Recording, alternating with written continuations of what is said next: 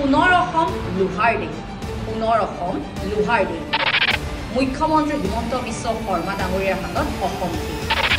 পুনৰ অসম লোহাৰ দেশ মুখ্যমন্ত্ৰী হিমন্ত বিশ্ব শৰ্মা ডাঙৰীয়াৰ হাতত অসমখন শেষ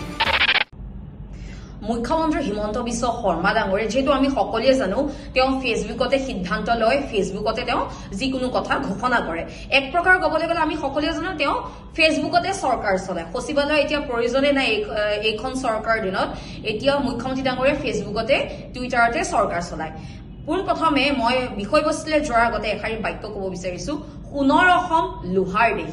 পুনৰ অসম লোহাৰ দেশ মুখ্যমন্ত্ৰী হিমন্ত বিশ্ব শৰ্মা ডাঙৰীয়াৰ হাতত অসম শেষ পুনৰ অসম লোহাৰ দেশ মুখ্যমন্ত্ৰী হিমন্ত বিশ্ব শৰ্মা ডাঙৰীয়াৰ হাতত অসমখন শেষ কিহৰ কাৰণে কৈছো এতিয়া আপোনালোকে বুজি ধৰিব পাৰিব যেহেতু মুখ্যমন্ত্ৰী হিমন্ত বিশ্ব শৰ্মা ডাঙৰীয়াই কালি ফেসবুক লাইভ যোগে তেখেতে ঘোষণা কৰিছে যে গোৱালপাৰা জিলাৰ দহিকটীয়া আপোনাৰ সংৰক্ষিত বনাঞ্চলত উচ্ছেদ কৰিব 9 আৰু 10 তাৰিখে ধন্যবাদ জ্ঞাপন কৰিছো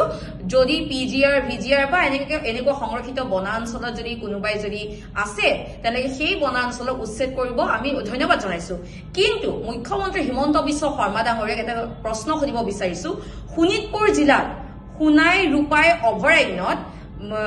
মন্ত্ৰী অশোক সিংহল ডাঙৰীয়াই 5 নৱেম্বৰ মাটিৰ পট্টা দিছিলে 5 নৱেম্বৰত শোণিতপুৰ জিলাৰ সোণাই ৰূপাই অভয়াৰণ্যত মাটিৰ পট্টা দিছে 5 নৱেম্বৰত অশোক সিংহল ডাঙৰীয়া এটা মুখ্যমন্ত্ৰী হিমন্ত বিশ্ব শৰ্মা ডাঙৰীয়াক সুধিব বিচাৰিছো অভয়াৰণ্যত মানুহ যত সোমাবলে পাৰমিশন লব লাগে মানুহ এলাও নাই সাধাৰণ মানুহৰ যোৱাটো তাত এলাও নাই অভয়াৰণ্যৰ ভিতৰত তেনে ক্ষেত্ৰত অভয়াৰণ্যৰ ভিতৰত মাটিৰ পট্টা অশোক সিংহল ডাঙৰীয়াই কেনেকে দিব পালে এয়া 5 নৱেম্বৰত তেওঁৰ কাৰ্যসূচী আছিল মই মোবাইলত দেখাইছো অশোক সিংহল ডাঙৰীয়া মন্ত্ৰী অশোক সিংহল ডাঙৰীয়া 5 নৱেম্বৰত মাটিৰ পট্টা দিছিলে এয়া কাৰ্যসূচী হয় এয়া কাৰ্যসূচীখন হয় শোণিতপুৰ জিলাৰ সোণাই ৰূপাই অভয়াৰণ্যত মাটিৰ পট্টা দিছিলে অশোক সিংহল ডাঙৰীয়া এটা মুখ্যমন্ত্ৰী হিমন্ত বিশ্ব শৰ্মা ডাঙৰীয়াক সুধিব বিচাৰিছো অশোক সিংহল ডাঙৰীয়া বন আইনৰ ওপৰত নেকি মন্ত্ৰী অশোক সিংহল ডাঙৰীয়া বন আইনৰো ঊৰ্ধত নেকি তেওঁ যে অভয়াৰণ্যৰ ভিতৰত মাটিৰ পট্টা দিছে এফালে আপুনি গোৱালপাৰাত 9 আৰু 10 তাৰিখে উচ্ছেদ চলাব সংৰক্ষিত বনাঞ্চলত আমি আদৰণি জনাইছো কিন্তু শোণিতপুৰ জিলাৰ ৰূপাই অভয়াৰণ্যত অভয়াৰণ্যৰ ভিতৰত মাটিৰ পট্টা দিছে অভয়াৰণ্যৰ মাটিত এটো কেনেদৰে সম্ভৱ বাৰু যিটো সময়ত সেউজ ন্যায়াধিকৰণৰ এনজিটিত কলিকতাত গোচৰ চলি আছে সমান্তৰালকৈ গুৱাহাটী হাই কোৰ্টত গোচৰ চলি আছে আৰু কেছ নম্বৰটো মই জনাই দিছো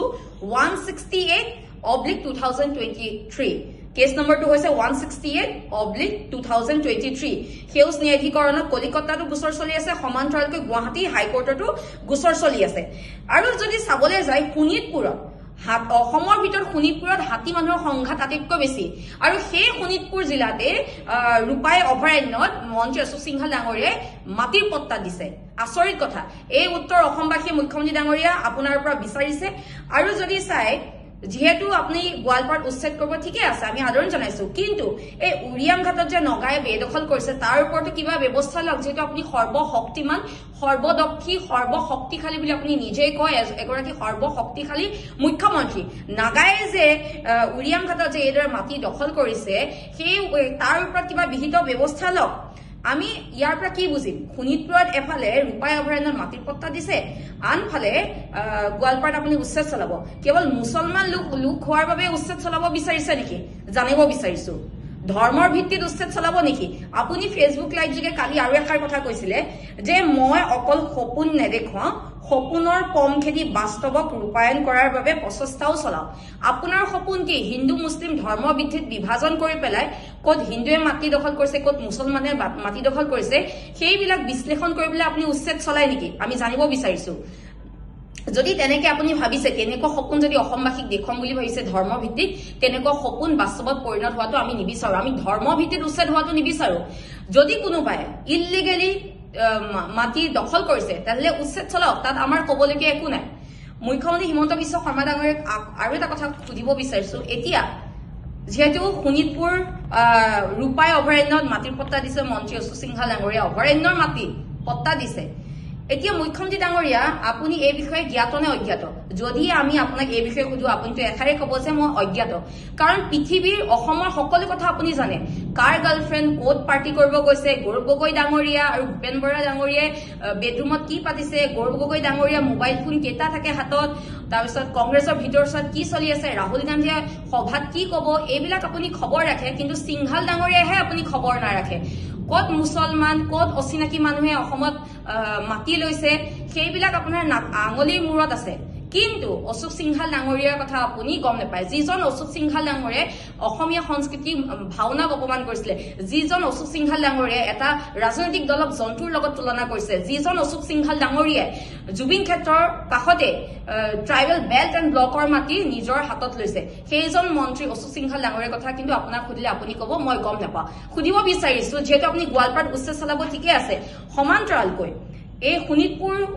জিলাৰ সোণাই ৰূপাই অভয়াৰণ্যত যে মাটিৰ পট্টা দিছে অভয়াৰণ্য মাটি যে পট্টা দিছে এই বিষয়ে আপুনি কি ক'ব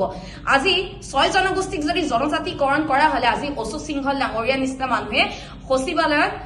মন্ত্ৰী পদ লৈ বহি থাকিব নোৱাৰিলেহেঁতেন আজি 6 জনগোষ্ঠীক জনজাতিকৰণ দিয়া হলে 80% লোক জনজাতি আওতাত আহিলেহেঁতেন আৰু অসমখন জনজাতি ৰাজ্য হিচাপে ঘোষণা জনজাতি ৰাজ্য হিচাপে অট'মেটিক হলেহেঁতেন আৰু সমান্তৰালকৈ 6 জনগোষ্ঠীক জনজাতিকৰণ কৰা হলে আজি অশোক সিংহাল ডাঙৰীয়াই কোনে মাটি পট্টা পাব কোনে মাটি পট্টা নাপাব কাক মাটি পট্টা দিব লাগে কাক দিব নালাগে এনে ধৰণৰ সিদ্ধান্ত গ্ৰহণ নকৰিলেহেঁতেন মুখ্যমন্ত্ৰী ডাঙৰীয়াই শেষত অসমবাসী এটা কথাই জানিব বিচাৰিছে অভয়াৰণ্যৰ ভিতৰত মন্ত্ৰী অশোক সিংহাল ডাঙৰীয়াই কেনেদৰে মাটি পট্টা দিবলৈ সম্ভৱ হ'ল